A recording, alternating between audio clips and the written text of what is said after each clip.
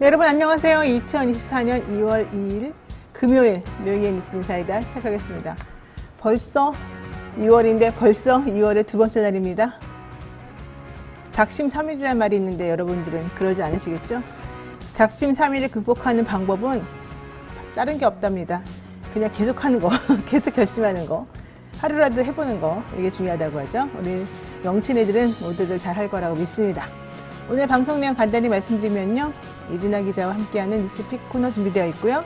뉴스픽 코너에서는 또 어제 나온 신선한 소식들 많이 담고 있습니다. 요즘 핫한 재판 뉴스도 좀 있고요. 보복검사 관련되어 있는 공수처 감사 논란도 좀 있습니다. 그리고요. 대담한 대담 시간에는요. 검찰의 선거 개입 의혹으로 총선 전에 전국을 떠들썩하게 만들었던 사건입니다. 고발 사주 사건. 여기서 그 유명한 한동훈 비대위원장의 아이폰 비밀번호, 그 복잡한 비밀번호, 결국 절대 못 풀었던 그 비밀번호 문제가 나왔었죠. 조성은 올마이트 미디어 대표와 함께 이 고발 사주 사건 세상에 어떻게 알리게 되었는지, 그 이후에 후폭풍은 없었는지, 또 그 이후에 고발 조치도 있었었는데 그건 어떻게 처리됐는지 이런 것들 한번 물어보도록 하겠습니다. 그리고 매주 금요일에는요, 진보의 달마대사 김종대 전 의원 모시고 요즘 북한과의 이슈, 일본과의 이슈, 우리 대통령 계속해서 좀 안보 관련된 문제 잘하고 있는지, 이재명 대표가 신년 인사에서 했던 6.25 전쟁 관련 발언 어떻게 보는지 이런 것들 한번 두루두루 이야기 나눠보도록 하겠습니다. 네, 생방송 중에 궁금하신 점이 있으시면 언제든 댓글로 이야기 나눠주시고요. 묘기의 뉴스 인사이다 본격적으로 시작해보겠습니다.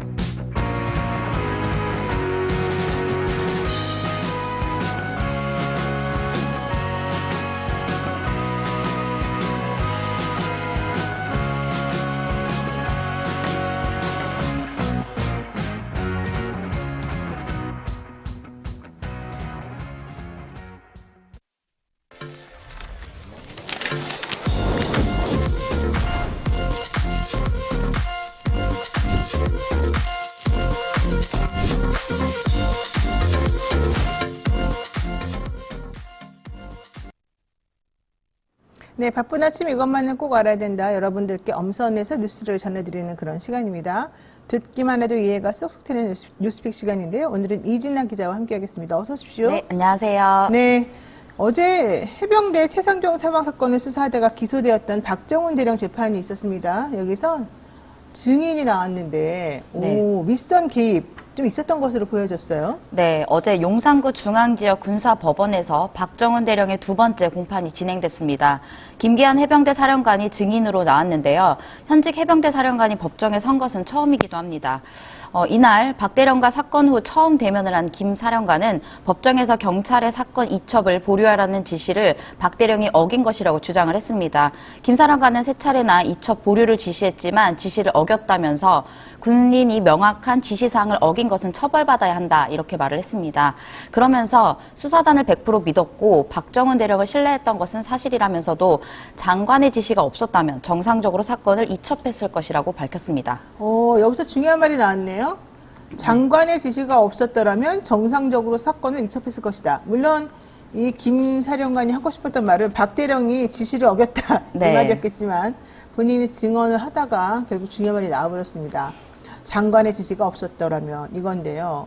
그러니까 윗선 개입이 있었다고 스스로 밝힌 거나 마찬가지예요. 네, 어제 이게 재판의 핵심으로 좀 보이는데요. 하지만 이제 군 판사가 대통령이 사망사건 조사 결과 보고를 받고 경로했다는 피고인의 진술은 사실이냐 이렇게 물었더니 그런 사실은 없다 이렇게 짧게 대답을 했습니다. 또 재판 말미에는 김 사령관은 박 대령을 향해 자의적 법 해석과 본인이 옳다고 믿는 편향적 가치를 내세우고 있다 이렇게 지적하기도 했는데요. 이 대목에서는 일부 방청객이었던 이제 사람들이 야유하고 법정 밖으로 퇴장하기도 하는 일이 벌어지기도 했습니다. 네, 그리고 김 사령관하고 이종섭 전 장관의 군사보좌관이었던 박진희 56 보병사단장. 네.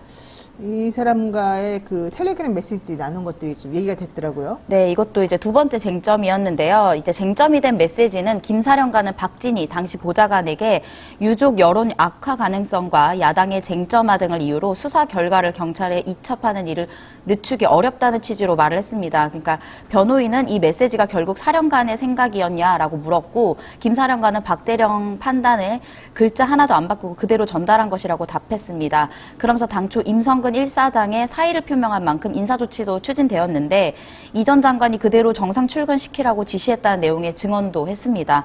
박진희 당시 보좌관은 7월 31일에 전화로 장관의 뜻이라면서 언론 브리핑과 국회 설명 보류, 그리고 임 사단장에게 정상 출근을 지시했다는 얘기입니다. 다만 재판부가 7월 31일 윤석열 대통령이 주재한 수석 비서관 회의에서 윤 대통령이 임성근 사단장 처벌 계획에 대해 경로한 사실이 있느냐 이렇게 다시 질문했지만 그런 사실은 없다라고 답했습니다.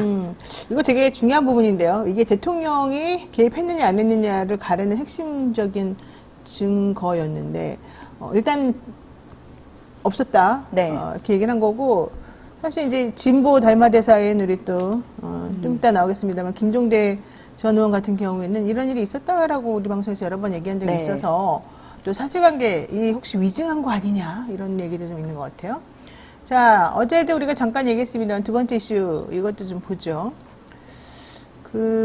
올해 공수처를 보복감사 비판에도 불구하고 감사원이 또 감사를 또 하겠다. 네. 이게 2023년 7월에 그 공수처에 대한 감사를 1차적으로 끝내고 별 문제 없는 걸로 정리가 됐었었는데, 그로부터 몇 개월 되지도 않았는데 또 감사하겠다고 계획을 밝힌 겁니까? 네, 이제 감사원이 어제 열린 감사위원 회의에서 심의 의결한 2024년 연간 감사 계획에 공수처에 대한 감사 계획이 포함되어 있었다라고 밝혔습니다. 따라서 감사원은 올해 4분기에 공수처 기간 운영 감사를 착수하게 되는데요.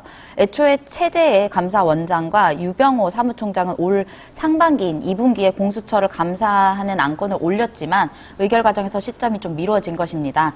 감사원은 지난 2022년 하반기인 10월쯤에 공수처 감사에 착수해서 지난해 7월 감사 결과를 발표했었는데요. 감사원 사무처는 여러 논란을 의식한 듯 2주기에 따른 통상적인 정기감사라는 입장을 또 밝혔습니다. 하지만 이제 최재해 감사원장과 김영신 감사위원은 전현희 전 국민권익위원장에 대한 표적감사 의혹으로 공수처 수사를 받고 있는 상황입니다. 최 원장은 현재 공수처와 조사 일정을 조율해서 이제 뭐 출석을 할 것인가 여부를 좀 결정할 것으로 보이고요. 또 공수처 감사 계획을 감사위에 부의한 것도 이해 충돌에 해당하고 보복 감사를 하려는 것이 아니냐 이런 비판이 좀 나왔습니다. 그러나 최 원장과 김영신 의원은 모두 안건을 회피하지 않고 이번 의결 과정에 참여해 더욱 보복 감사란 말이 무게가 기울어지는 모양새입니다. 이렇게 되면 안 될 것 같은데, 이게 정말로 완벽하게 이해 충돌에 해당이 될 것 같아서 안 될 것 같고, 현실적으로 지금 감사원의 감사가 이게 제대로 된 감사냐에 대해서 여러 가지 문제들이 지금 네. 노정되고 있어요. 이런 상황에서 나를 공수처 니네가 수사해? 너네들만 당해봐라. 이런 식의 감사는 옳지 않은 거 아니겠어요? 그렇죠. 그리고 또 감사원이 사실 중립 의무를 지켜야 되는데 그러지 않는 모습이 나와서 네. 많은 비판이 나오고 있습니다. 자, 보복감사라는 말에 대해서 감사원은 뭐라고 합니까? 네, 일단 뭐 표적성 감사라는 지적이 나오자 감사원은 지난달 30일에 언론, 법조계 등 각계각층에서 공수처가 출범한 지 3년이 지나 1기가 마무리됐는데도 그 기능과 역할이 제대로 정립되지 않다라는 평가가 많아서 이를 진단할 필요가 있다 이렇게 답을 했습니다. 근데 이거는 내가 봤을 때는 좀 문제가 있는 것 같은데, 감사원이 이런 거를 감사하라고 있는 곳이 아닌 것으로 알고 있어요. 감사원이 실질적으로 해야 될 감사의 기본은 예산 같은 것들을 제대로 쓰느냐, 그 기관이 이제 네. 이런 거를 중심으로 이루어져야 되는 것이지, 감사원이 마치 무소불위의 기구인 것처럼 모든 공공기관, 모든 공적기관에 대해서 야, 니네 이거 존재 의의부터 지금 하고 있는 일까지 모두 잘하고 있니? 이거를 감사하는 것이 아니거든요. 네. 감사원은 이런 식으로 하게 되면은 감사원이 그냥 대한민국 최고의 기관이라고 하지 누가 뭐 어떻게 하겠어요. 그렇죠. 감사원이 좀 그런 것 같아요. 자, 간단한 소식 하나 더 보죠. 윤 대통령 결국에는 KBS와 신년 대담 방안을 녹화로 진행한다는 겁니까? 네, 어제 여러 매체에서 나왔는데요. 윤 대통령이 7일 KBS와 방송 대담을 진행하는 방안을 검토하고 있다고 보도했습니다. 주말인 4일 대담을 녹화하고 7일 방송되는 방안으로 이야기가 나오고 있다고 합니다.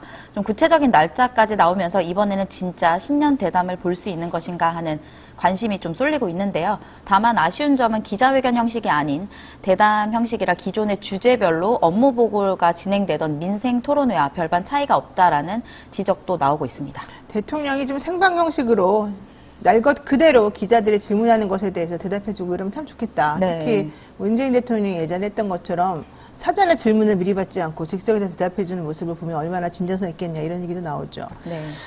게다가 이재명 민주당 대표가 신년 인사 먼저 하고 난 다음에 또 이걸 하겠다는 얘기가 나와서 네. 원래 거꾸로 해야 되는 거 아니냐 이런 얘기도 좀 나오고 있습니다. 네, 하나만 마지막으로 보내기 전에 어제 나왔던 재판 중에 하나가 또 의미가 있는 게 있었습니다. 이른바 윤석열 대통령 부인 네. 김건희 여사가 과거에 유흥주점에서 일했다라고 하는 준리 의혹을 제기했던 네. 안혜욱 전 한국초등학교 태권도 연맹회장 네. 영장이 청구됐었는데 기각이 됐습니다. 네, 서울중앙지법에서 네, 예. 도주 위험이 없기 때문에 네, 구속영장을 이제 기각했는데요. 인 씨는 지난해 7월 26일 유튜브 시민언론 더 탐사 방송에서 김건희 여사가 조남욱 전 삼부토건 회장의 접대에 활용한 여성인 줄리다 이렇게 이야기를 해서 그런 사실을 유포한 혐의를 받아서 네, 기소가 됐습니다. 네, 사이버 범죄 수사대에서 지난해 10월에 사실은 안 씨를 이 관련 발언으로 수사를 했는데 이게 이제 고발이 있었기 때문에 네. 그랬는데 이 안 씨가 그 이후에도 계속해서 같은 취지의 발언을 계속했기 때문에 네. 이거는 대통령 부인에 대한 명예훼손이다 이런 얘기를 지금 하고 있었거든요. 그러면서 영장을 청구했던 것인데 부장판사 이 영장을 기각한 전담 부장판사는 현 단계에서 피의자가 증거를 인멸하거나 도망할 염려가 있다고 보기 어렵고 불구속 형사재판에도 빠짐없이 출석하고 있으며 동영상 파일 등 피의자의 진술에 관한 물적 증거가 확보되기 때문에 구속까지 할 필요는 없다 이렇게 얘기를 했습니다. 네. 여기까지 소식 전해드리고 오늘 이진아 기자하고는 정리해야 될 것 같습니다. 고맙습니다. 네, 감사합니다. 생방송 댓글 참여 계속해서 부탁드리고요. 저는 잠시 후 대담한 대담으로 돌아오겠습니다.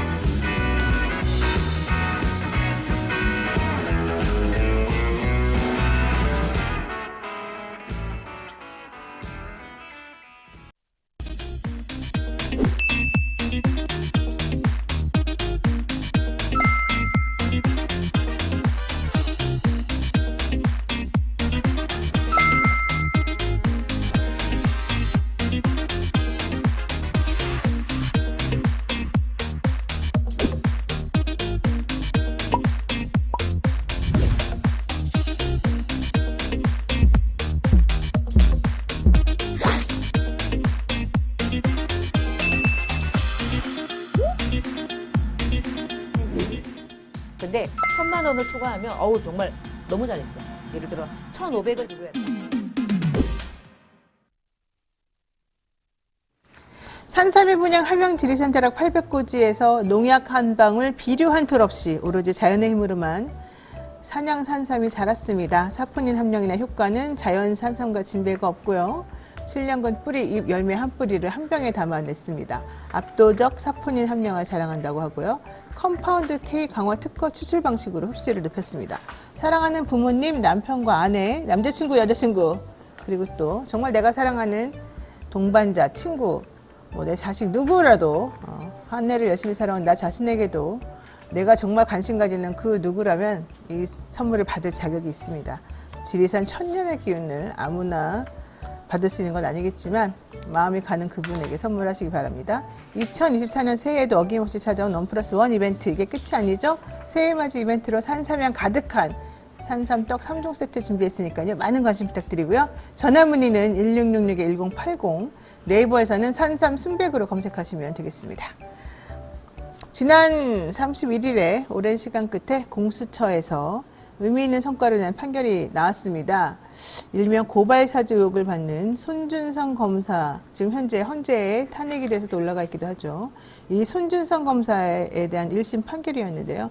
이 사건을 처음 공론화시키고 제보했던 조성은 올마이티 미디어 대표 모시고 재판 뒷이야기 그리고 향후에 어떤 상황이 벌어질 것인지에 대해서 한번 알아보는 그런 시간을 갖고자 합니다. 매우 어렵게 오셨기 때문에 여러분들 많은 성원이 있으시길 바라겠습니다. 어서 오십시오. 안녕하세요. 너무 오랜만에 뵙습니다. 네, 너무 오랜만에 뵙습니다. 그동안 너무 마음고생이 심했죠, 솔직히. 네, 제가 흰머리가 한 3가닥이 났어요. 뽑으면서 두고 보자 이랬는데 오늘이 왔네요. 네. 근데 사실 이런 결론이 나올 줄 알았어요? 사실 그 보도가 중요한 사건임에도 불구하고 조금 적게 보도가 되었지만 우리 매번 현장에서 공판 이제 참여를 하셨던 기자님들 통해서 들었던 내용들 그리고 제가 지난해 6월 2일 날 단독 증인을 아침 10시부터 밤 10시까지 했거든요. 12시간이나 네. 했어요, 증언을. 그래서, 근데 그때의 그 재판장님이나 뭐 여러 이렇게 질문하시는 거 굉장히 꼼꼼하게 해주셨거든요. 그래서, 만에 하나라는 분명히 불안감이 있었지만, 그럼에도 굉장히, 올바른 판단을 해주시지 않을까 하는 그 기대감이 훨씬 커서 그래도 좀 잘 기다릴 수 있었지 않을까 그렇게 생각합니다. 사실 그동안에 이 손준성 검사 재판에 계속해서 참석을 하시면서 재판장 분위기도 받고 또 사람들이 욕하는 것도 듣고 공격도 당하시고 네. 응원도 또 듣고 이런 여러 가지를 했을 네. 텐데 저희 방송에 2022년 5월에 출연하셨어요. 네. 그러니까 그로부터 거의 1년 반 넘게 맞습니다. 출연을 못 하시고 계시다가 못하는 건가요? 일부러 안 출연하셨어요. 솔직히 말씀드리면. 네, 맞습니다. 네, 왜냐하면 저희가 제의를 드려도 네. 말씀을 드려도 제가 일부러 자중합니다. 혹시라도 빌미를 주면 안 됩니다. 이제 이런 말씀하셨는데 네. 혹시 뭐 후회하거나 네. 어려워서 힘들어서 좀 그만두고 싶거나 이런 것 때문이었나요?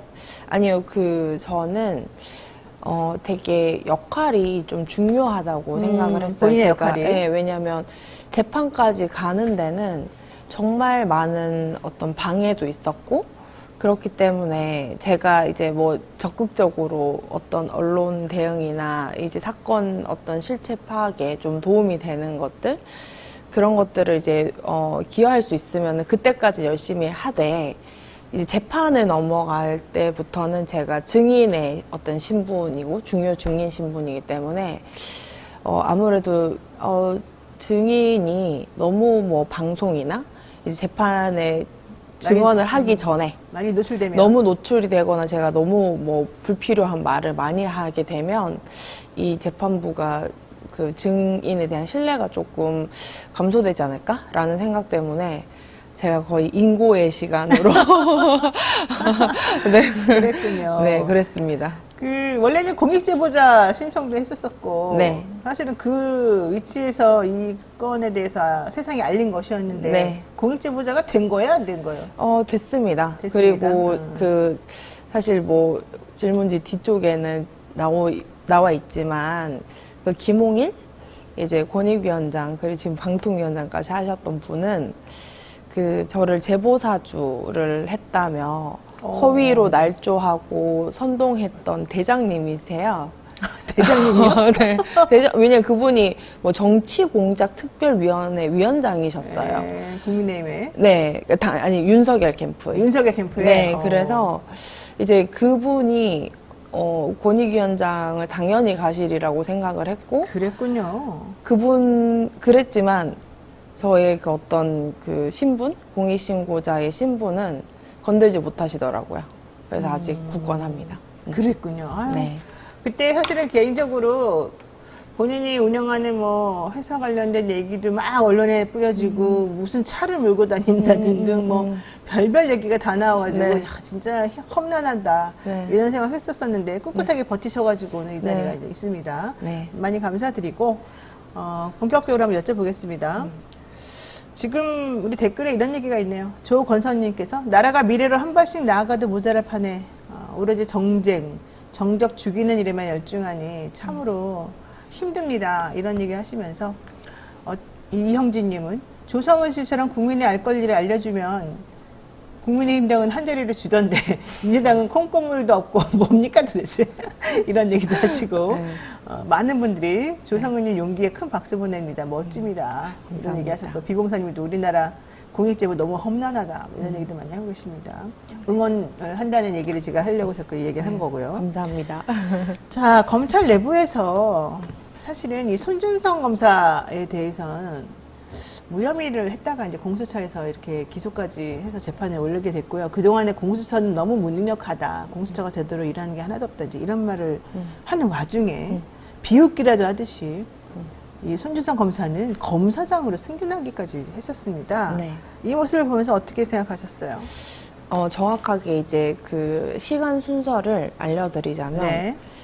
먼저 2022년 5월에 공수처는 김웅을 이제 공범의견으로 이제 검찰에 송치를, 네. 송치를 하고 곧바로 이제 기소를 했었습니다. 손준성 검사. 네. 그리고 이제 이 대검찰청 감찰부가 이제 변경이 됐죠. 새롭게 이제 정권이 시작이 되면서 이제 됐고, 그로부터 1년 뒤에 네. 이게 바로 손준성 이제 실물 처음 갖고 나오는 것 같은데, 예, 우리 손준성 씨가 비위 혐의가 없다. 재판 중임에도 불구하고, 그렇게 처분을 내렸습니다. 그러고 이제 김웅도 무혐의다 하고, 부장검사가 사건 담당 부장검사가 허위 보고서를 작성을 해서 허위로 무혐의 처분을 했어요. 그래서 네. 지금 공수처에 다 고발이 되어 있는 상태입니다. 그렇기 때문에 사실 제가 그때 이거를 처분금지 가처분을 신청을 할까? 적어도 이제 재판이 1심 재판 종결까지는 네. 이제 비위 없음 처분을 못 하도록 이제 일시 정지를 하도록 가처분까지 할까도 그 당시에 제가 고민을 많이 했었는데, 약간 저 혼자 막 아등바등하는 느낌이더라고요. 사실 그때가 제가 제일 힘들었을 좀 때였어요. 좌절을 했었을 때였고, 근데 결과적으로는 이 처분도 허위라는 걸 제가 이제 공수처에 고발을 해놨거든요. 그래서 보여주세요. 제가 네, 볼게요. 이거 되게 재밌는 거는 여기 어디에도 손준성이나 이게 다예요. 그러니까 피징계자, 피감찰자가 누군지, 어떤 조사를 해서 번복이 됐는지, 왜 비위 혐의 없음이라고 종결 처분이 났는지. 그러니까 지금 이거 보게 되면 네. 이게 지금 보이는지 화면을 좀 잡을 수 있으면 잡아주시면 좋을 것 같은데, 이게 대검찰청에 공익사건으로 네. 우리 조성은 씨가 신고를 한 내용이에요. 네. 무슨 내용으로 신고했냐? 대검찰청 2021 진상 28호 관련해서 네. 공익 신고한 사건은 기재와 같이 부침 서류와 같이 처분되었다. 네. 부침 서류가 뭐라고 되어 있느냐면 공익사건 처분 결과 통지라고 되어 있는데, 귀하가 신고하신 사건은 비위 혐의 없음으로 종결됩니다. 사건에 대한 조사와 대검찰청 감찰위원회 심의 결과 비위 혐의를 인정하기 어렵기 때문에 그냥 종결한다. 이러면서 2023년 3월 30일에 그냥 끝이 났는데, 네. 그러니까 지금 신고한 내용은 기본적으로 왜 손준성에 대해서 무혐의 처분했느냐, 네. 이 내용을 한 거예요? 아니 정확히 어떤 걸 한 거예요? 그게 이미 공수처 이첩이 됐어요. 네. 제가 그러니까 처분이 번복이 된 거죠. 네네. 왜냐면은 비위 사실 다 인정이 돼서 공수처에 21년 9월 30일 날 이미 처분이 됐는데, 왜 동일한 기간에서 번복을 했는지, 어떤 이유나 추가 조사를 했는데도 비위 혐의 없다, 뭐 이런 것들이 전혀 없이 그냥 이렇게만 온 거예요. 재판 중에. 네. 네, 제가 증인이 나가기 전에 이런 한 장만 서류를 딱 보냈길래, 네. 참 저는 너무 이렇게까지 할까라는 생각을 했었는데, 이제 이렇게까지 하더라고요. 그러니까 공수처에서는 이 사람이 죄가 있다고 해서 기소까지 했는데, 네. 검찰청에서는 이 사람에 대해서 무혐의 처분을 하니 네. 도대체 뭐냐 이게. 그렇죠. 진실은 하나일 텐데 네. 왜 기관별로 이렇게 서로 다른 얘기를 하고 있느냐. 네. 그리고 더군다나 이게 그냥 계속 진행하던 사건이 아니라 21년 9월에 대검찰청 감찰부는 당시 이제 한동수 감찰부장님께서는 이게 모든 검사의 비위 사실이 인정돼서 이제 공수처에 이제 이첩을 했는데 23년 4월에는 같은 대검찰청 감찰부에선 갑자기 비위험이 없음 종결 처분을 한 거예요. 그러니까 동일한 기간이 이미 처분했는 걸 완전 180도 뒤집어서 혐의 없음으로 종결 처분을 한 건데 그러면 왜 이미 기소돼서 재판 중인 사건을 당신들이 이첩했는 그 사건을 번복을 했느냐에 그렇죠. 대한 그 어떤 그게 없고 설명도 없고 제가 사실 그 김웅 그 무혐의 처분을 할 때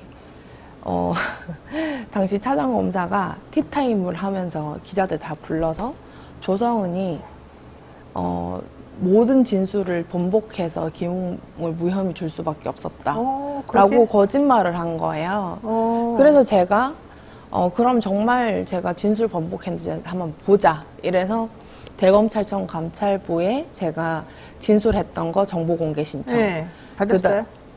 그 과정에서 또 하나 있는 게 그리고 공수처의 진술 그다음에 중앙진검 진술 이렇게 해서 다 세 개 한번 보면 어디가 번복이 되는지 확인할 수 있지 않느냐라고 이제 확인을 했고 제가 그 조사 내용을 다 녹음을 해왔습니다. 사실 7시간 37분. 근데 그분들은 제가 녹음을 했던 걸 몰랐어요. 원래 녹음하면 안 돼요, 근데. 네. 왜냐면 근데 제가 변호인이 전혀 없는 상태에서 참고인 조사라서 제가 이제 그 녹음을 했고 부장검사 티타임도 녹음을 했어요. 근데 그 전부 이제 가짜로 이제 거짓말을 해서 허위 처분을 한 거죠. 그래서 제가 대검찰청 감찰부에 제 진술 기록을 달라라고 하니까 없어서 못 준다고. 어머나. 네, 없는데 어떡합니까? 근데 어떻게 말을 번복하고 그랬다는 거예요? 그러니까요. 그러니까 제가 부존재를 이유로 비공개 처분을 한다고 왔어요. 그래서 제가 전화해서 그러면 대검찰청 감찰부는 감찰부장 바뀌자마자 증거인멸 하신 거냐? 제가 질문하니까 뭐 그거는 아니고 이렇게 얼버무린 거예요. 그래서 제가 증거인멸을 한 거 왜냐하면 공수처에 다 이첩이 돼서 나 거기서 문서를 확인했기 때문에 있지 않는다면 증거인멸할 거나 나는 고발할 거다 이렇게 해서 그러니까 재심의를 심의위원회 열어가지고 그 한동수 부장의 인권 때문에 영상은 못 주고 일부만 준다고 해서 이 감찰부 기록이 다 꾸겨져서 왔어요. 진술 기록이. 네네. 그래서 제가 그것도 고발을 해갖고 왜 허위 공문서 작성했다. 그러니까 그 이후에 이 비위험이 없으면 종결 처분을 한 거예요. 그런 비하인드 스토리가 사실은 굉장히 많았던 한 지난 2년이었다. 그러니까 정리를 해보면 이제 이 고발 사주 관련해서 처음에 이제 의혹을 터뜨리고 대검찰청 감찰부에 있던 한동수 부장이 있을 때에는 네. 김웅 의원과 전부 그다음에 손준성 검사 이런 사람들이 문제가 있다 해가지고 네. 이 사람들이 이제 검사고 김웅 국회의원이었는데 어쨌든 공수처에서 수사해봐라 그래서 넘겼단 말이에요. 그렇죠. 이 대검찰청 감찰부에서. 네, 네. 근데 공수처에서 이제 수사를 해보니까 혐의는 있는 것 같은데 김웅은 검사가 아니니까 그 당시에는 이제 다시 검찰청으로 넘겨서 김웅에 대해서 니네가 기소를 해야 된다. 공범 의견으로 기소. 이건 근데 이 사람은 공범이 맞는데 네. 우리는 공수처라서 기소권이 없다. 검사가 아닌 사람에 대해서는 기소할 수 없으니 검찰청 니네가 조사해가지고 얘를 기소해라 이제 이렇게 네, 맞습니다. 공수처에서 보냈고 네. 손규성 씨는 당시 검사였기 때문에 공수처에서 기소를 할 수 있어서 네. 공수처에서 기소를 자체적으로 해서 재판을 네. 하기로 했어요. 네. 자, 그러고 난 다음에 넘어간 것에 대해서 검찰청에서 어떤 처분 내릴까를 조성은 씨가 기다려봤더니 무혐의가 나온 거예요. 네. 그러니까 무슨 소리냐 대검찰청 감찰부에서는 기소 의견으로 올려가지고 그쪽에서 처리하라고 했는데 이제 신분 때문에 어쩔 수 없이 다시 돌려서 하기로 해놓고 갑자기 또 무혐의가 나오면 이상하다. 또 제가 다 진술 번복을 해서 무혐의 그렇게 이제 처분했다고. 물어보니까 그쪽에서는 조성은이가 말을 바꿔가지고 우리는 이 사람에 대해서 무혐의 처분할 수밖에 없었다. 맞아요. 이렇게 말을 한 거고.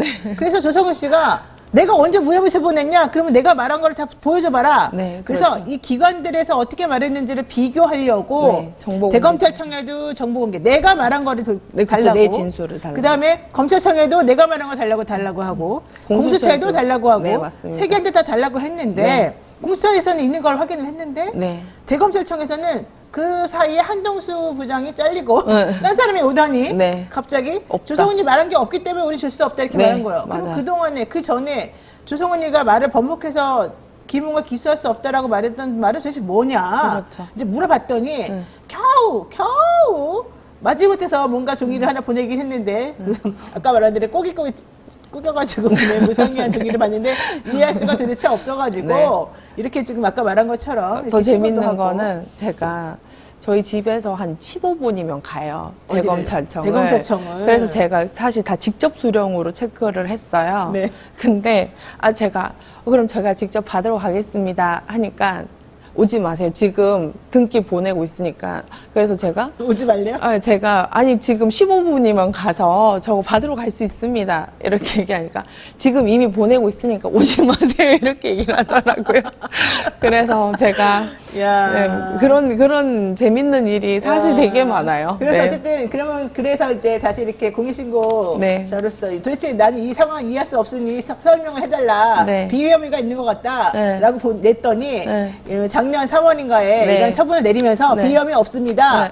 그렇죠. 올해도 딱 그렇게만 나오고 네. 무엇에 대한 비위험인지 손준성 누가- 이름도 없어요. 누가 대상인지 이런 것도 전혀 없이 나왔다. 이런 얘기였습니다. 네. 야 여기 지금 소름 돋네. 쇼를 하네. 이런 말 많이 나오고요. 와, 오리발 내밀기 대회하면 정말 대단하게 무조건 이길 것 같습니다. 이런 얘기도 하고요. 네. 김만숙님. 끝까지 잘 싸우신 예쁘고 멋진 투사님. 사랑하고 존경합니다. 뭐 이런 얘기도 하고 대단합니다. 네. 정말 저 같아도 못할 것 같아요. 내가 어차피 이 과정이 지금 말은 되게 웃으면서 쉽게 하지만 네. 여러분 아시잖아요. 얼마나 그 검찰을 쳐다보는 것만 해도 오금이 저린 사람들이 많고 솔직히 귀찮고 무섭고 힘듭니다. 근데 그거를 되든 안 되든 일단 문을 두드려서 해봤고. 그래서 제가 그거를 밝힌다고 제가 이제 사실관계 다 밝히겠다 하니까 한 달 뒤에 집에 압수수색이 오더라고요. 아, 압수수색을 네, 했어요? 네. 무슨 명목으로 압수수색을 했던 뭐 거예요? 예전에 뭐 제가 고소 고발을 언제 당했는지도 모를. 근데 이제 제가 공익신고자라고 밝힌 당일날 어떤 고발이 하나 들어왔던데 그게 이제 벌써 1년 반이 지나고 나서 이제 압수수색을 1년 반 지난 시점에 해요? 네. 고발 들어온 네. 때로부터? 네. 압수수색은 여러분 아시죠? 긴급한 급하게, 필요에 네, 의해서 수사를 하기 그렇죠. 위해서 하는 건데 네. 1년 반 지난 다음에 했다는 네. 겁니다. 그래서 제가 그 경찰분들이 한 여자 경찰분 포함해서 수사팀장까지 오셔서 한 9분에 가까운 분이 오셨어요. 그렇게 아침 많이 왔어요? 8시 반에. 근데 제가 사실 그 모든 증거를 늘 다 준비를 해놓거든요. 피고발인 조사 한 번이라도 하셨으면 다 갖다 드렸을 텐데 왜 집까지 찾아오셨냐 하면서 앉아서 그 차 드시고 가시라고 하니까 이 집은 풍경이 좋네요 하고 가셨어요. 뭐 장난하는 것도 아니고 뭡니까 그러니까요. 그게. 그래서 제가 참 그 무혐의 처분 과정이랑 이거 허위 내용 다 밝히겠다 하고 그러니까 제가 조성은 씨는 압수수색도 당하고 시민단체로부터 고발도 당하고 네. 무슨 명목으로 고발당한 거예요? 뭐 명예훼손? 뭐 그런 명예훼손도 많고 뭐 예전에 제가 무슨 뭐 당원 명부 위조했다?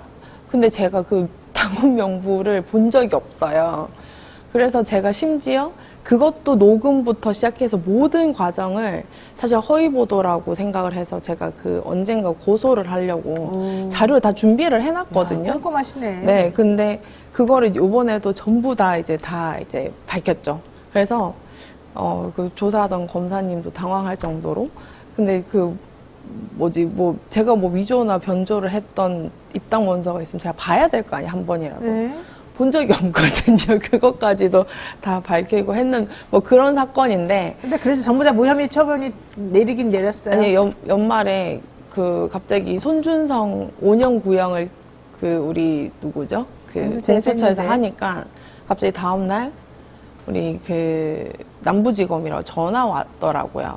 손준성 구형 다음날. 그래서 제가 안 그래도 전화 오실 것 같은 진짜 전화를 하셨네요. 하니까 그래서 연말에 그거를 기소를 했어요. 연말에 기소를 했는데 그 압수수색 그 영장이 한 40장 정도 됐었거든요. 근데 공소장이 3쪽이에요. 그러니까는 조성은 씨에 대해서 기소했다는 거죠? 네, 네, 네. 그 손준성 검사에 대해서 공수처가 5년 구형한 날? 네, 네. 지금 기소를 당했다는 겁니다, 여러분. 네, 그래서 제가 근데 그 입당 원서를 본 적도 없고 뭐 위변조는 당연히 그런 한 적이 없는 거. 그러니까 미래통합당 당시에 네. 그에서 일을 했었기 때문에 네. 그 당원 명부를 가지고 또 장난쳤다. 아니 뭐 이런 거예요? 그러니까 저희가 입당 창당할 원서? 때, 창당할 때? 근데 제가 그때 코로나라서 4인 집합 그 금지가 돼서 더 이상 당을 완성을 할 수가 없겠다 해가지고 모든 공무원으로 철회가 됐는데 그걸 이제 지금 3년이 지나서 이제 압수수색이 들어온 거예요. 아이고, 어머니나. 그래서 제가 뭐 근데 알겠습니다. 뭐 아무튼 뭐 그런 하여튼간 과정까지 그래서 뭐. 기소 당했답니다, 여러분. 재판 중이랍니다. 아니 아직 재판은 시작 안 했고 기소됐으면 재판한 거예요. 예, 뭐 그 아직 법정에 가지 않았겠지만. 그쵸, 그렇기는 하죠. 일단 뭐 그렇게 얘기하시고, 네. 그 나머지 얘기는 제가 나중에 한번 좀 네. 확인해 보겠습니다. 알겠습니다. 자, 이번 1심 판결에서 재판부가 이 손준성 검사장의 고발장 작성 관여를 한 것으로 결국은 법원이 이제 인정한 게 사실은 네. 이 사건에서 가장 중요한 핵심인 것 같은데, 네. 이러다 보니까 그럼 손준성이가 왜 했겠느냐? 그렇죠. 아무 이해관계도 없는데, 왜냐면 그 당시에 그 김웅 당시 예비 후보에게 손준성 검사가 텔레그램으로 보낸 고발장의 내용에는 김건희 여사, 윤석열 대통령 이런 분들이 피해자로 적시가 돼 있었단 말이에요. 맞습니다. 최은순 씨까지. 네. 그렇다면 손준성 검사는 그들하고 아무런 관계가 없는 사람인데 왜 검사가 그분들에 대해서 피해자라고 적시한 고발장을 만들어서 보냈겠느냐. 네. 이거는 그 피해자들이 그들과 직접적인 관련이 있는 사람의 얘기가 있었거나 네. 아니면 그들이 직접 이걸 해달라고 요청했거나 이렇게 보는 것이 합리적이지 않겠냐. 이제 이게 바로 요즘의 생각이에요. 네. 그래서 앞으로는 이제 제일 중요하게 밝혀야 될 것은 손준성 검사 위에서 손준성 검사에게 그런 일을 하도록 시킨 그 사람들이 누군지 밝혀내는 게 가장 중요할 것 같단 말이죠. 이게 사실은 대통령 일가가 연루돼 있기 때문에 이런 일이 벌어진 거다라고밖에 사실은 합리적으로 생각하지 않을 그 수가 당시에는 검찰총장이 일가죠. 그 당시에 검찰총 더더군다나 검찰총장이면 그렇죠. 더 직접적이기도 그렇죠. 하죠. 게다가 고발장에 보면은요. 김건희 여사는 주가 조작 안 했는데 언론에서 자꾸 내지는 야당에서 그러니까 이 민주당 말하는 건데 당시 여당에서 민주당에서 계속 공격한다 이런 내용도 들어 있었잖아요. 네. 그러면은 손준성 검사의 고발 사주라고 하는 것은 손준성을 위한 것이 아니라 윤석열 검찰총장 일가를 위한 것이었다라고 보는 게 합리적이다 이런 얘기였습니다. 근데 윤석열 검찰총장이 당시 긴급 기자회견을 열고서 괴문서라고 그 당시 이 얘기를 했었잖아요. 네. 그리고 조성은이가 떳떳하다면 레거시 메이저. 매체에 제보하지 않고 메이저 언론에 안 하고 왜 이런 이상한 언론에 했느냐. 다 못 믿겠다 이런 말 했었거든요. 그 말 네. 들었을 때 어떻습니까? 제가 이제 기자회견을 저는 공수처에서 포렌식을 하면서 이렇게 봤어요, 이렇게. 그러니까 너무 웃긴 거예요, 저는. 그리고 제가 그 전에는, 이제 수사기관에 증거를 모두 제출을 하는 그런 것들까지가 제 역할이라고 생각을 했었습니다. 네, 그렇죠. 거의 정도만 하면 되죠, 사실은. 네, 근데 이제 막 손가락질을 하고 뭐 제보자가 누군지 아느냐 뭐 이런 식으로 얘기를 하길래 제가 나서야겠구나. 사실 그 기자회견을 보고 저 사람 날 너무 모르고 저러는데 너무 함부로. 네, 제가 어떤 성격인데 참 저 손해보는 짓을 한다. 뛰쳐나와가지고 얼마나 급했으면은 막 뛰쳐나서 괴문서라고 하겠어요. 요즘 이제 다시 이제 많은 방송 지금 대통령 얘기하는 거예요? 네, 윤석열 씨. 네. 윤석열 대통령에 네. 대해서 지금 그 당시에 그 괴물사라고 하는 말을 듣고 느낀 생각을 말하는 거예요? 그렇죠.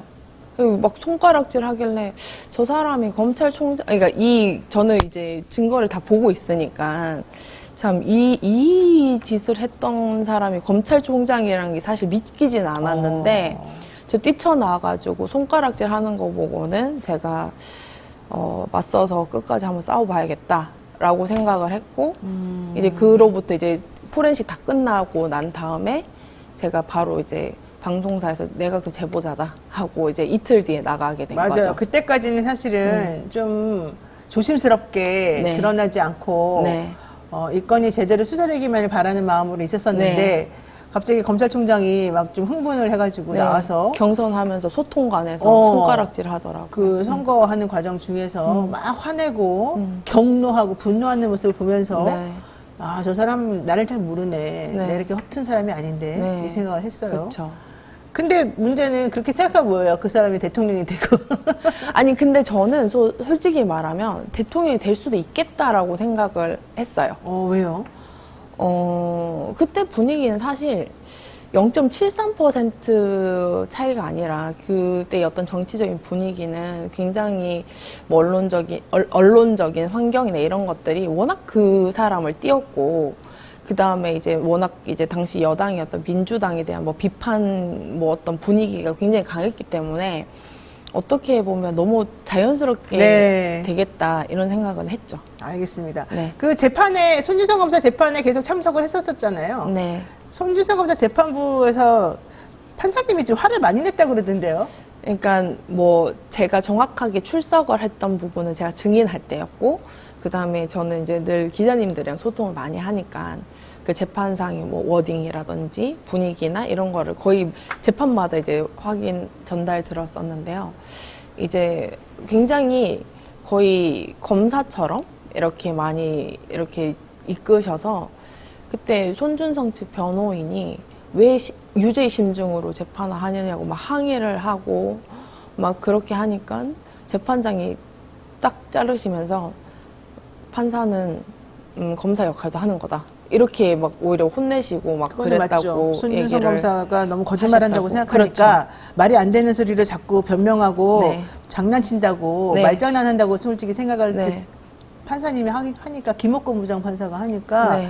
김옥건 부장이 열받아가지고 소송 제의를 형사법정에서 재판을 이제 그렇게 했고 네. 그 때문에 변호사하고 판사하고 좀 고성이 오고 가기도 하고 네. 그랬던 겁니다. 네. 그래서 결과적으로 이렇게 됐고, 그런데 어쨌든 이 사건 조사하는 과정 중에 공수처가 수사하고 재판하는 과정 중에 윤석열 검찰총장은 대통령이 됐고 한동훈 검사는 법무부 장관이 됐고 또 한동훈 당시 검사 휴대전화는 아이폰 비밀번호도 알아내지 못해서 수사가 흐지부지되면서 다 이쪽 사람들이 다 완패로 끝나고 막 이런 일이 벌어졌었어요. 네. 근데 지금 와서 또 생각을 해보면 이제 와서 보면은 그렇게 굳건해 보였던 대통령과 한동훈 당시 검사와의 관계가 지금은 또 좀 뭔가 미묘하게 흔들리는 것도 같고, 특히 김웅 의원 같은 경우에는 네. 사실은 그때 이후에 태도가 되게 달라졌고 네. 국회의원으로서 뭔가 잘 나가려고 하다가 딱 멈추고 되게 우리가 보통 이제 이런 표현 약호 죽는다 그러는데 기 죽어가지고 말 안 약호 하는, 죽는다. 네, 그런 표현을 그런 모습도 보였고 이번에 불출마도 하고 네. 이랬잖아요. 네. 이게 앞으로 김웅 의원이 사실은 여기서 어떤 역할을 하는지를 콕 꼬집어서 표현하게 되면 문제가 역할은 발생할 아니고 것 이제 조사 같은가요? 받으셔야죠. 무슨 얘기냐면 판결문에 공모 사실 거의 인정을 했기 때문에 지금 고검에서 네. 굉장히 당황하면서 지금 알아서 뭐 절차대로 하겠다 뭐 이렇게 얘기를 했던 것 같아요. 근데 그 과정에서도 이제 당시 고검 송무부장이 손준성 검사였고 네. 그 다음에 고검 형사부장이 이제 박모 검사였는데, 예, 그분이 다 김웅과 세 분이 동기예요. 그리고 이 형사부장님은 지금 대검 형사부장으로 또 승진을 하셨습니다. 네. 그래서 아마 근데 저는 뭐 여러 방송에서 나왔지만 잘 갈 거라고 생각해요. 잘 될 거라고 재판이. 재판은 왜냐하면 제가 며칠 전 방송에서도 그렇게 말했는데, 어떻게 보면 손준성 피고인은 이 뭐 점점 이렇게 뭐 보통 항소심 가고 이제 상고심 가면 이게 좀 줄일 수 있다라고 생각을 하지만, 저는 이게 그 이번 판결이 가장 경하다고 생각하거든요. 왜냐하면 네. 권력이 약할수록 점점 중하게 처벌받을 텐데 잘 생각해라. 그렇죠, 제가 그렇죠. 그런 얘기를 했죠. 자, 어쨌든 김웅 의원은 최근에 확실히 미묘하게 달라진 스탠스를 지금 유지하고 있습니다. 네. 김건희 여사 명품백 논란을 두고는 디올백이 대통령 기록물이면 갤러리아 명품관은 박물관이냐 이렇게 꼬집었고요. 이것 때문에 윤 대통령 지지하는 분들이나 여당 쪽 사람들이나 극우 보수 매체나에서는 김웅 의원을 또 엄청나게 공격하고요. 막 화를 내기도 했었습니다. 자, 자, 그런데 1심 결과가 나온 다음에 우리 조성은 씨가 SNS를 통해서 나 고발사주 이외에도 증거인멸 시도하다가 걸린 이 대검찰청 감찰부나 김웅 무혐의 처분 과정과 수사 내용에 대해서 밝힐 이야기가 많다고 했는데 그 얘기가 아까 저한테 보여주신 바로 네. 그 관련 내용이었던 거죠. 네, 2라운드는 좀 시작해야 되지 않을까. 네, 그런 것부터 차근차근히 네. 시작하겠다 이런 얘기고요. 그런데 지금 공수처에 대해서 감사원이 표적 감사를 지금 할 예정인 것 같아요. 네. 공수처가 이런저런 말은 많았지만 그런데 불구하고 지금 검찰이나 감사원을 상대로 해가지고 힘든 싸움을 하고 있어요. 네. 우리도 사실은 공수처가 너무 기대에 못 미친다고 했지만 그런데 불구하고 결과적으로 한 개씩 결과를 내보내고 있는 네. 게 공수처거든요. 네. 공수처가 그동안 했던 일, 네. 또 본인이 옆에서 직접 봐온 사람으로서 어떻습니까? 네, 제가 너무 공수처 홍보대사처럼 너무 그동안- 고맙죠, 솔직히. 네, 아니 근데 네. 정말 제가 사실 그 판결이 난 날 지금은 그만두셨지만 당시 수사검사님이 이제 그래도 말씀하신 거 다 인정했는데 고생하셨습니다 이런 연락도 주시고 네. 이제 다 이제 서로 고생했다 막 이런 얘기를 할 정도예요. 왜냐하면 정말 그 수사 과정에서 방해를 많이 받고 뭐 손준성 검사는 아이폰 비밀번호 풀지도 않고 네. 그 구속영장 실질심사 가서 핸드폰 열겠다 하고 기각하고는 병원에 입원하고 뭐 이런 과정이었거든요. 그랬죠. 예. 그러고 이제 뭐 언론들 근데 저는 제일 아쉬운 게 이 기관을 주도적으로 탄생시킨 게 민주당이었는데 정권이 바뀌고 나니까 약간은 이제 2년밖에 안 된 신생 이 기관을 기관에 대해서 너무 약간 방치하다시피 하고 그리고 뭐 수사 검사도 인력 뭐 지원 이런 것들도 더 늘리지 않는 것에 약간 암묵적인 약간 방치를 해서 정말 사건이 진짜 많더라고요. 제가 민원실 가면 아시겠지만 진짜 조그마잖아요. 무슨 그 티타임 하는 그 네, 자리. 맞아요. 예. 근데 거기에 막 맨날 이만한 자료 들고 막 민원인들 접수를 수사할 하세요. 사람이 없어요. 솔직히 네. 사람이 한 명도 없어요. 네, 진짜. 그리고 사건이 막 들어오는데 수사건이 없어요. 그리고 압수수색 가면은 거기 있는 직원들 다 가야 돼요. 너무 많아서. 그래서 저는 그 과정에서도 이제 이 공판을 할 때 사실 정권 바뀌고는 이 재판을 좀 잘 하실 수 있나 했는데 끝까지 잘 해주시더라고요. 그래서 좀 끝까지 믿어보자. 좀 잘해주셨으면 좋겠다. 백사자머리님께서 하지만 2심 들어가면 공수처장이 바뀌고 수사 동력이 떨어질 것 같은데 영향이 없을까요? 걱정입니다. 이런 얘기도 하셨어요. 솔직히 저도 걱정이 되고요. 지금 공수처장이 공수처를 없애야 된다고 주장한 그 사람이 이렇게 나오기 있기 때문에 네. 문제가 심각하다는 거 여러분 잊지 마시고 저라도 공수처 들어가고 싶습니다만 안 뽑아줄 것 같아서 제가 못 들어갑니다. 자, 향후 계획 간단하게 말씀해 주시고 정리해 보겠습니다. 네, 오늘 워낙 얘기가 많은 얘기를 할 얘기가 많아서 좀 얘기가 퍼져 있었는데 네. 어쨌든 저는 보이지 않는 곳에서 꼼꼼하게 다 기록을 해왔고요. 그 다음에 이제,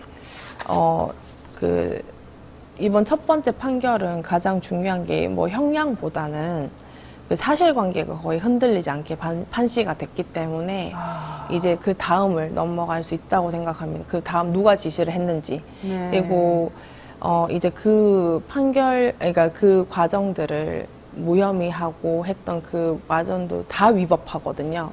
이건 더 저는 어떻게 보면 고발사주 사건보다 은폐사주가 더 은폐사주. 심각한 범죄라고 생각합니다. 왜냐하면 네. 대검찰청이 조직적으로 은폐하려고 이제 모든 이제 허위 공문서를 작성하고 허위 처분을 했기 때문에 이런 것까지도 이제 다 수사할 수 있도록 제가 또 2차 2라운드 한번 해봐야 되지 않을까 그런 각오가 되어 있습니다. 아유, 저는 사실 많은 분들을 패널로 제가 모시고 이야기를 나누지만 조성은 씨가 변호사 하면 참 좋겠다. 조성은 씨가 정치평론을 좀 본격적으로 했으면 좋겠다고 생각하는 게 본질을 정확히 꿰뚫고 그에 대한 대비도 철저히 하시고 확실하신 것 같아요. 본인이 하려고 하는 일에 대해서. 그래서 이런 분들을 우리가 정말 많이 응원해주면 좋겠다 생각하고요.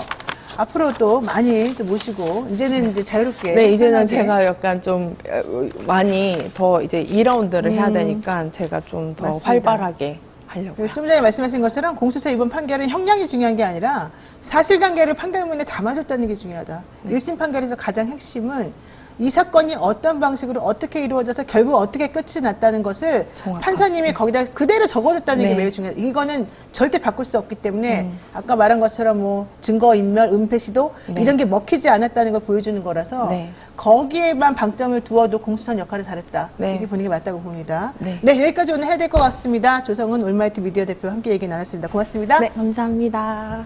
네, 많이 늦어졌습니다. 죄송합니다. 김종대 전 의원 모시겠습니다.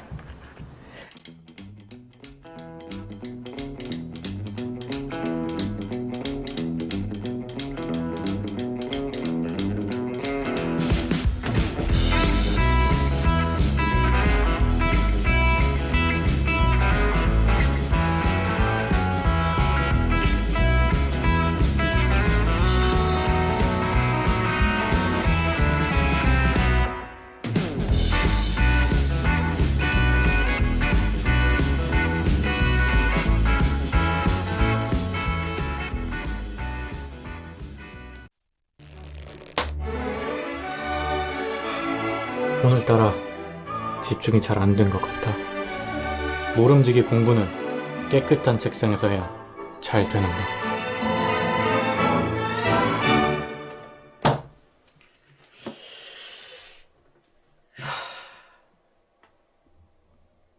피곤한데 내일 할.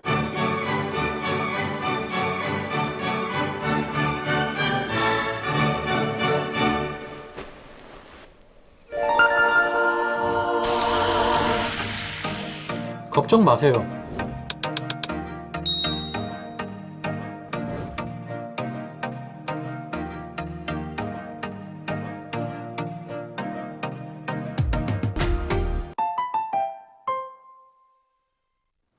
네, 급박하게 돌아가는 한반도 정치와 안보 상황 매주 금요일 이분과 함께 짚어보면 해안을 얻을 수 있습니다. 금요 시사계 진보 달마대사 김종대 전 의원의 최강 디펜스 코너 시작해보도록 하겠습니다. 어서 오십시오. 네, 안녕하세요. 요즘 많이 바쁘십니다. 글쎄 뉴스가 폭주하는 세상. 엄청 많아요.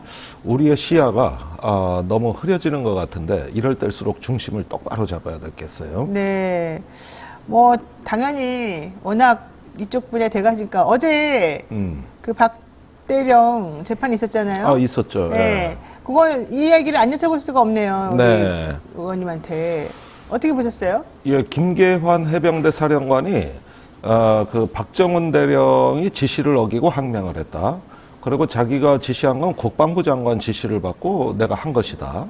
이렇게 이야기를 하면서 박 대령을 범죄자로 몰고 갔거든요. 근데 또 윗선에 지시가 없었다면 이런 얘기 했잖아요. 그거는 대통령실은 개입한 적 없다. 그러니까 원래 우리가 알고 있기로는 김계환 사령관이 박정훈 대령한테 털어놨던 겁니다. 대통령이 아침 회의 끝나고 크게 그러면서? 화를 내서 이러면 사단장 누가 하란 얘기냐 해서 저기 국방부 장관 전화 바꾸라 그랬다. 그래가지고 이 사달이 시작된 겁니다. 그러면은 어제 김소령이 위증한 거예요? 그래가지고 이거를 박 대령이 들어서 이게 사태가 이래서 커진 거구나 하는데 어제 김 사령관은 나와서 김사령관. 그런 적 없다. 그러니까요. 이랬단 말이에요. 근데 사실 이거는 말이죠. 그동안에 그 공개된 녹취록만 봐도 그 박 대령이 터지고 김계환 사령관이 해병대 수사단에 중령하고 통화한 녹취록이 있거든요. 거기에 그 경찰청 이첩한 거 우린 잘못한 거 하나도 없고 진실되게 했고 네. 이렇게 하면서 이첩이 정당했다고 얘기하는 녹취록이 나와요. 근데 이번엔 이첩이 항명이라는 거거든. 그러니까요. 뭐 그러니까 박정희가 잘못했다 막 이러면서. 참 내가 이런 데서 비애감을 느끼는데 우리 해병대는 지금까지 정직과 그 신념으로서 이 안보에 초석이 되어왔던 이 군인 정신이 이렇게 무너지는구나. 이렇게 말을 바꾸고 무너지는구나. 이렇게 되면은 저는 정말 이 사령관의 말에 대한 어떤 분노를 떠나서 우리 군의 앞날이 걱정이 된다. 누가 앞으로 충성하려고 하겠느냐. 그렇죠. 그러니까 박정훈 대령 입장이 나왔는데 네. 정말 사심 없이 충성을 다했는데 이러실 줄 몰랐다 이거예요. 그렇죠. 얼마나 뒤통수 맞은 느낌이겠어요, 솔직히. 그렇죠. 아무리 권력이 중요하고 그렇다 그래도 어떻게 거짓말을 합니까? 그것도 부하를 죽이는.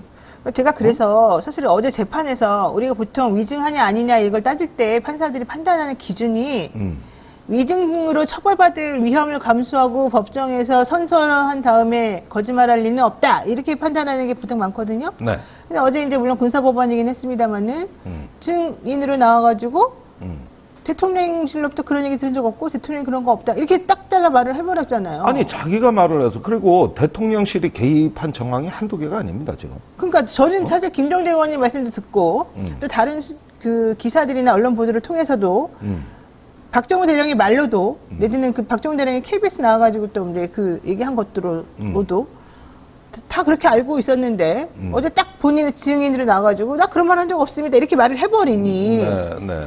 본인이 위증죄를 처벌받을 각오를 하고도 이런 일을 할 정도로 뭔가 보장된 게 있는 건지 왜 이러는 건지. 보세요. 작년 연말에 군 정기 인사 때 우리나라 군의 사성장군 싹 바꿨습니다. 삼성장군까지 싹 바꿨어요. 근데 해병대만 안 바꿨어. 아하. 지금 김계환 사령관을 못 바꾼 이유가 네. 이거 수습하고 나가라는 거예요. 바꿔버리면 딴 얘기할까봐 그런 거예요? 그러면은 보세요. 다른 군의 육해공군은 삼성 사성장군 다 바꾸니까 밑에가 진급해서 올라오는데 그렇죠. 작년에 해병대만 진급자가 안 나왔어. 그러니까 밑에서도 부글부글 끓는 거예요. 임성근 사단장을 보호하다 보니 이 공석 투수타 자리 하나를 임성근이 지금도 차지하고 있으니 다 엉망진창이네. 김계환, 임성근 1사단장으로 내려가는 요 라인이 지금 이 사건이 끝날 때까지는 못 바꾸는 건데 이 사람들이 대통령을 방탄하는 군내 그 지기자들이란 말이요. 네. 그래서 다른 군대 다 바꿔도 해병대만 안 바꿔. 그래가지고 지금 이거 수습하고 나가 이건데 밖에 나가면 딴 말 할까 봐. 민간인 만들어 놓으면. 그러니까요. 그 다 군복 벗고 나가는데 여기만 자리 지키려고 거짓말을 하는 거란 말이에요. 그러니까 여기만. 사실은 배려를 받았으니까 거짓말도 해줘야 되는 아니 거예요? 그럼 군대라는 게 뭡니까? 인사는 신진대사입니다. 네. 이게 혈액처럼 돌아야 되는 거거든요. 그것까지 막아놓고 지금 이걸 은폐 조작하는데 알겠습니다. 이러니까 공수처가 끼어들었어요. 끼어들었어요. 그래가지고 공수처가 김기환 해병대 사령관의 집무실과 집, 그다음에 국방부 압수수색? 검찰단 전부 압수수색 야, 해버렸어요. 공수 멋있네 이제. 이제 손준성 검사 건도 그러더니 느려 터져서 문제기 가기는 가나 봐. 드디어 공수처가 한 건 제대로 하더니 계속 잘하네요. 그리고 4월에 박정훈 대령 외압 특검이 국회에 대기하고 있습니다. 네. 그러면 이제부터는 진실의 시간이에요. 이제는 진실의 시간이 다가오고 있어. 그러네. 언제까지 거짓말하는가 두고 보자고. 이거. 그럼 총선 끝나고 이제 특검하는 거예요? 당연하죠. 그때 나는 200표도 모을 수 있다고 봐요. 그래요? 200표 모을 수 있습니다. 국민 여론 73%가 박대령을 지지한다는 여론조사 맞아요. 그렇게 나와 많죠. 있어요. 거기에다 그때 선거 떨어졌는데 이번에 검사 출신들이 떼거지로 출마해가지고 국민의힘이 제일 많아. 거의 30명이에요. 맞아요. 그러면은 검사들한테 밀린 국회의원들 그때 다 앉아서 투표해야 돼. 알겠습니다. 200표. 알겠습니다. 200표를 받도록 해야 되겠네요. 그러니까 이번 선거는 네. 김건희 특검과 박정훈 대령 특검으로 그걸 내다보고서 선거를 하게 되면은 국민들이 누굴 찍어주겠습니까?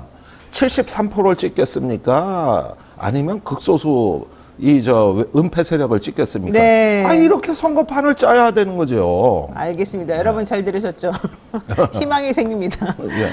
네, 박대령 얘기 여기까지 하고 오늘 준비한 내용 하겠습니다. 이재명 민주당 대표가 신년 기자회견에서 6.25 전쟁에 대해서 38선에서 크고 작은 군사 충돌이 누적된 결과다 이렇게 설명을 했더니 여당이 역사 왜곡이냐 이러면서 화를 냈습니다. 해당 논란은 어떻게 보십니까?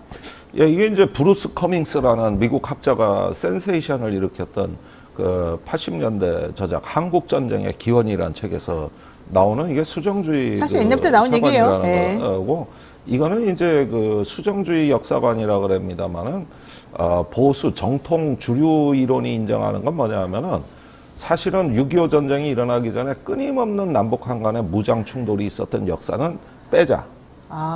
그리고 어느 날 갑자기 6.25가 일어난 걸로. 일어난 것처럼. 왜냐면 왜 주류가 그렇게 주장을 하느냐. 사흘 만에 서울이 함락당했거든. 근데 세계 동서고금을 통틀어 역사의 어느 전사를 봐도 6개 사단이 지키는 전방이 그렇게 금방 하루 만에 무너지고 사흘 만에 서울이 점령당했다는 이 치욕을 이게 해석이 안 되는 거예요. 그 전에 네. 그 신호가 많고 징후가 많았는데도. 그러니까 이거를 갖다가 어느 날 갑자기 일어난 것처럼 해야 되는 거예요. 그렇게 해야 우리가 대비할 틈도 없었고. 참, 모든 게 다 야합이고 타협이군요. 그렇게 되는 거예요. 그런데 그때 일본군 출신 그 일본의 독립군 때려잡던 백선엽 장군을 비롯한 그 사단장이 서부전선의 3개 사단의 사단장이었어요. 이 사람들이 제일 문제예요. 무능했던 거예요. 그러니까요. 그래서 뚫렸는데 그 무능함을 가리려고 하다 보니까 어느 날 갑자기 무슨 뭐 청천벽력처럼 일어났다 이게 전쟁이. 그런데 실상을 보면 어떠냐 하면은 계속 무장 충돌이 있었는데 그걸 갖다가 크고 작은 충돌에 이미 우리 특수부대가 북에 넘어가 있었고 그걸 켈로 부대라 그래. 그러면서 공작이 들어가 있었고 네. 저쪽도 그랬는데 그 많은 징후를 천하태평 설마 무시하다가 이렇게 이승만 된 거군요. 대통령부터 도망갔던 사건이에요. 알겠습니다. 네. 사실 그래서 여당이 이렇게 발끈하면서 이렇게 얘기하는 것 자체는 또 좀 본질을 왜곡하고 있는 부분이 더 있는 것 같다. 이런 얘기인 것 같습니다. 이준석 개혁신당 대표가 여성 공무원의 병역 의무화 정책을 공약으로 내세웠어요. 그러니까 그러지 말고 나이 든 남자들을 오히려 군대 다시 보내자. 시니어 아미를 하자. 네, 그런 55세부터 칼럼이 75세까지. 이런 얘기까지 나왔어요. 이런 논란이 정말 왜 갑자기 일어난 거고, 뭐 갑자기라기보다는 왜 이게 생산적인 건지, 뭐 어떻게 보십니까? 이게 세상이 아이, 미쳐 참네요. 돌아간다는 이해가 게 안 가요. 이제 지금 제가 요 며칠 동안 밤에 좀 달렸는데 이게 호프집 같은 데 가면은 지금 20, 30대가 난리예요. 이준석 그 병역. 여자도 군대 가라. 이러면서 남자들이 뭉쳐요. 좋아해요? 예.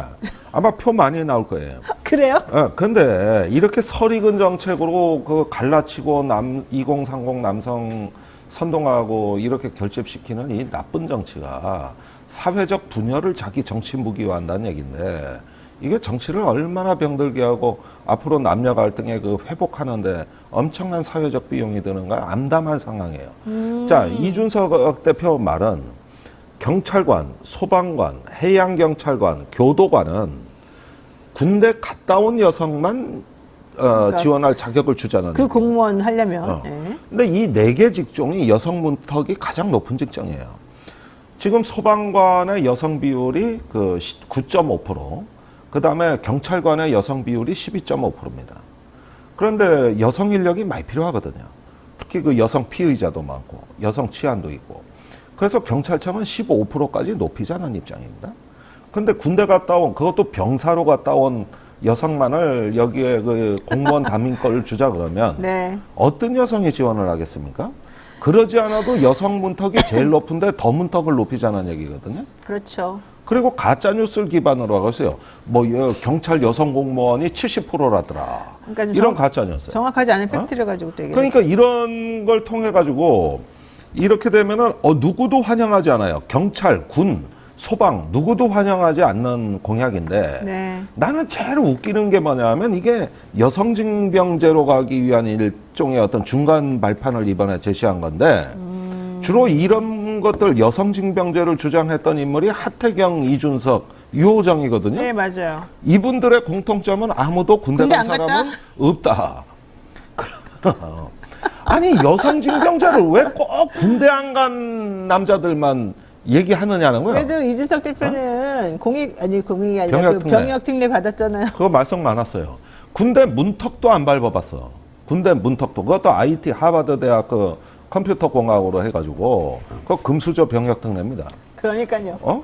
아니 그러면은 제 얘기가 뭐냐면은 정말 군에 가서 고생 박박 끼고 이래서 이게 군대라는 게 이렇고 전쟁이 일어나는 게 무섭구나. 네. 이런 걸 아는 제대로 복무한 사람들은 말이 없어. 전부 보면은 이런 사람들이야. 알겠습니다. 여기 지금 우리 김종대 의원님 페미니즘이나 뭐 이런 얘기 나오면은 여기까지만 합시다. 이런 얘기가 나오고 있어요. 이게 지금 찬반이 많이 갈려요. 맞아요. 그렇습니다. 군대 갔다 온 상실감 때문에 청년들이 그냥 남성들이 그런 것들을 분출하는 건데 저는 그 심정을 이해합니다. 그러나 그것이 누군가에 대한 공격으로 이어지는 건 상당히 심각한 문제입니다. 네. 자, 고발 사주 의혹 받고 있던 손주정 검사에 대해서 공수처가 열심히 노력한 끝에 징역 1년의 실형이 나왔습니다. 제가 네. 계속 말씀드리지만 징역 1년이 중요한 게 아니라 이게 유죄로 인정됐다는 게 매우 중요해요. 물론 아쉬운 점은 선거법 위반으로 혐의가 인정된 게 아니라는 점이긴 하지만 중요한 건 현직 검사가 고발 사주의 네. 주체자로서 정범으로서 행동했다는 걸 법원이 인정했다는 거 아니겠습니까? 그렇습니다. 그렇기 때문에 그 윗선, 도대체 이 사람이 이걸 왜 했겠냐. 범행 동기와 관련해가지고 결국 윗선에 누군가 있었겠다.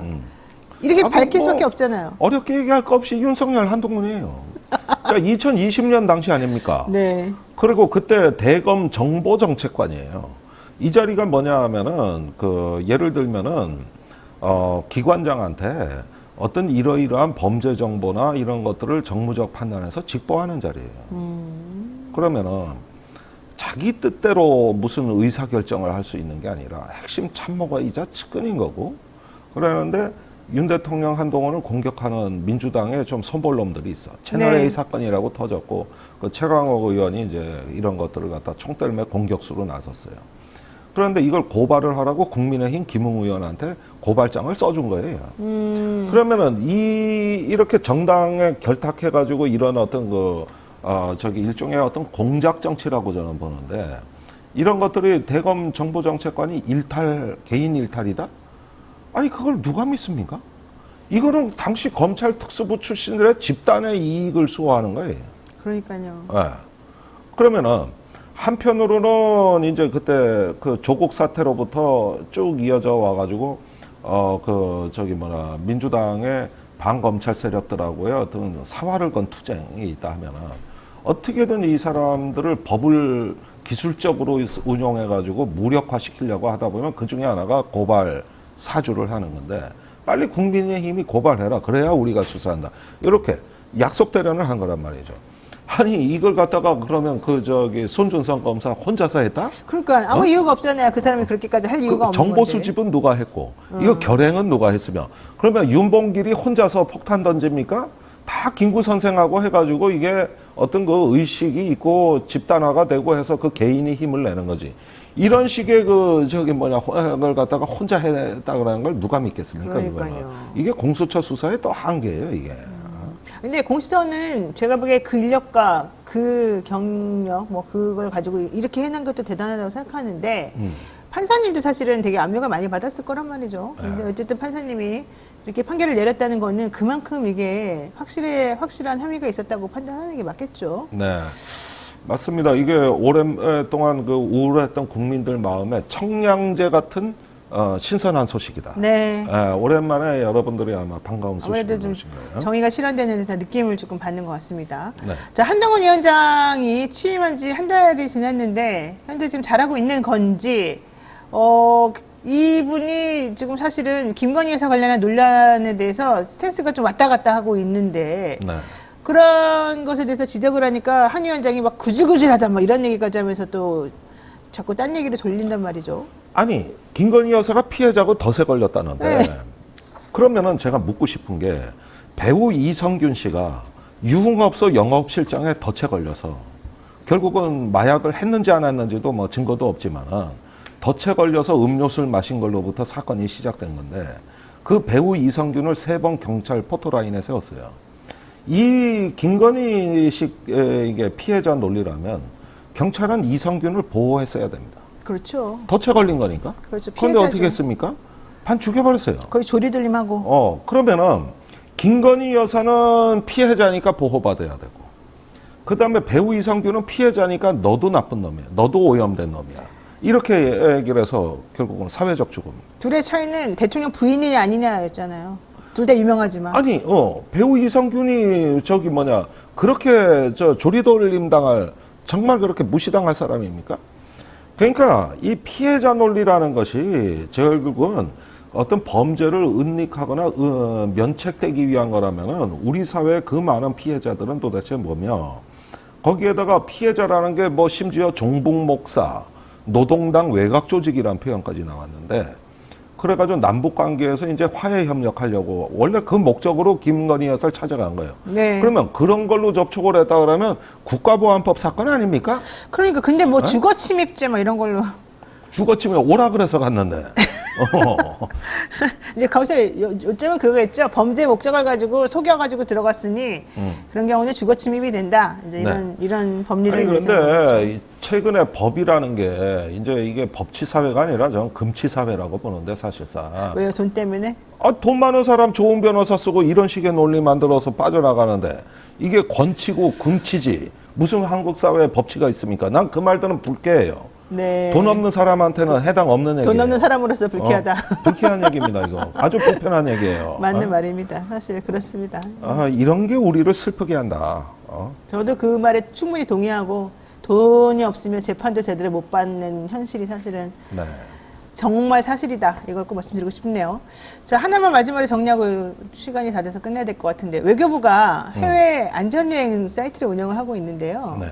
여기에서 독도가 제외가 돼 있어요. 제외 공간 아이콘을 넣습니다. 미친 거 아닙니까? 제외 공간. 저 정말 이거 미쳤다고 실수가 밖에 그러는데. 이거 실수가 아닙니다. 한두 아니, 번도 무슨 아니고. 놈의 실수가 독도를 영토 분쟁 지역이라고 하질 말하는 않나. 정신교육 교재가 나오질 않나. 그 2천만 원 들어 인상한 거 전량 폐기했잖아요. 그 표현 때문에. 아니 무슨 실수가. 아니 우리 외교부도 미치고 국방부도 미치고 좀 이상한 거 아닙니까 솔직히? 예. 근데 너무 근데 한 가지 기조로 가는 것 같긴 해요. 아니 그러니까 왜 모든 실수가 한 방향을 향하고 왜 그런지 있냐고. 모르겠어요. 그 반복되는 실수는 실수가 아니겠죠. 그런데 지금 일본의 그 조선인 강제 징용 추모비가 네, 추모비가 최고졌어요. 일본 군마현 다카사키시에 있는 군마의 숲에 있는 공원에 있는 조선인 강제징용 위령비가 철거됐습니다. 그게 2004년도에 그래서- 시민들이 세운 거예요. 네. 그게 그 원래는 정치적인 목적으로 이걸 이용하지 말아라라고 하는 걸 뭐 허락받고 했다는데 그게 2012년도인가에 정치적인 뭐 언급이 하나 있었다. 요거 가지고 트집 잡아가지고 여기까지 오게 된 거예요. 네. 근데 그 결국 추모비에 철거됐죠. 기억 반성 우호라고 써 있거든요. 그러니까 이거는 하나의 어떤 과거 전쟁 범죄에 대한 기억과 반성과 그걸 넘어서는 우호를 기대. 양국 간의 우호를 기대한다. 그렇습니다. 이런 정신을 침략하고 나서 이런 실수 얘기를 우리가 한다는 걸 봤을 때 역사는 반복되는가. 진짜 100년 전의 그 하소스럽습니다. 역사는 반복되는가. 정말 개탄을 금할 수 없는 인간성과 양심의 우리의 문제로 되돌아가자. 정말 이러면 안 되는 거죠. 저는 이게. 그것도 그렇지만 우리나라 이러다 진짜 큰일 나겠어요. 우리나라 정체성도 없어지고 국가도 다 부인하고 그냥 다 내주고 왜 이런 굴종적인 행동을 계속하고 있는지 이해가 안 가요. 무슨 뭐 목적이 있어야 되는 거 아니에요? 이렇게 왜 해요? 그러니까 그런 것들에서 이제 증오의 언어로 정치를 쓰고 있습니다. 그 북한에 대해서 또 중국에 대해서 네. 이러다 보니까 이런 것들이 또 무방비 상태로 되는 것이죠. 나는 이게 우리 청년 세대들한테 참 부끄러운 짓을 하고 있다고 봐요. 우리가. 그러니까요. 좀 부끄러운 짓도 부끄러운 짓인데 그 결과가 돌이킬 수 없는 지점에 이를까봐 저는 걱정이고 그렇게 되면은 사실은 해결할 수가 없기 때문에 그 전에 이걸 막아야 되지 않겠냐. 맞습니다. 그래서 가해 피해 역사가 왜곡되는 역사는 또 하나의 100년의 수치입니다. 끔찍합니다. 그래서 그런 것들 온 힘을 다해서 막아내서 우리가 역사의 어떤 그 본질에 회복하고 또 다시 그 정상으로 되돌아갈 수 있는 날이 오길 바랍니다. 그런데 전초롱님께서 다 맞는 말인데 온 방송을 장악한 이 상황 선거가 너무 어렵지 않을까요? 이렇게 물어보셨어요. 저 선거 많이 어려워졌다고 봅니다. 너무 어려워요. 상당히 어려워졌어요. 예. 우선 야권이 어떤 그 원칙과 비전을 중심으로 연대하는 게 아니라 결국은 자기 의석수로 분열되기 시작합니다. 맞습니다. 이래가지고는 절대 못 이깁니다, 이거. 지난 대선 패배의 교훈을 우리가 잊었는가? 지금 그걸 좀 말씀드리고 싶습니다. 아까 200석 얘기하시더니 갑자기 또 아니, 그건 선거 결과와 안타까워. 관계없이 200석이 나온다는 거죠. 그러나 선거는 선거예요. 알겠습니다. 우울하네요, 갑자기 또. 희망으로 시작했다가 아니, 절망으로. 우리 시민들이 결국은 판단하실 거예요. 시민들이 이렇게. 박근혜 탄핵 때도 시민이 정치를 앞섰습니다. 맞습니다. 시민이 정치를 끌어갔어요. 이젠 그게 답이라는 거예요. 네, 지금까지 김종대 전 의원과 이야기 나눠봤습니다. 오늘 말씀 고맙습니다. 감사합니다. 믿을 수 있다 더 착한 보험 잠깐 말씀드리겠습니다. 건강보험, 차량보험을 더 저렴하게 만나보실 수 있는 전문보험 클리닉 업체입니다. 가족이나 친척, 지인에게 묻지마 보험 가입하신 분들 보험료는 적당한 건지 필요한 보장은 제대로 들어있는 건지 궁금할 때 점검 받아보시기 바랍니다. 예약만 하시면 전국 어디에서든지 무료로 방문 상담도 가능하다고 하니까요. 주저하지 말고 예약하십시오. 상담 예약은 대표 전화 1644-1236, 010-7611-3303입니다. 24시간 언제든지 문자 카톡 남겨주시면 확인 연락 드린다고 하니까 영친이분들 많은 관심 부탁드립니다. 저도 저희 친척 중에 한 명이 보험 일을 하셔가지고 화재보험 가입하려고 문의를 했다가 이런저런 그 보험 관련된 얘기를 많이 들었는데 꼼꼼하게 설명을 들으니까 이해가 되고 내가 몰랐던 이 부분을 체크를 해야 되겠구나 하는 생각이 드는 부분이 있더라고요. 여러분들도 본인이 잘 안다고 생각하시겠지만 놓치고 있는 부분이 있을 수 있습니다. 한번 확인해 보시기 바랍니다. 자, 오늘 저희가 준비한 내용은 여기까지입니다. 잠시 뒤에는 저 노반장이 진행하는 2부 뉴스 인싸 프라임이 진행이 되니까요. 어디 가지 마시고 조금만 기다려 주십시오. 오늘은 문희장 평론가와 알파고가 함께하는 세계와 K 코너가 준비되어 있습니다. 잠시만 기다려 주십시오.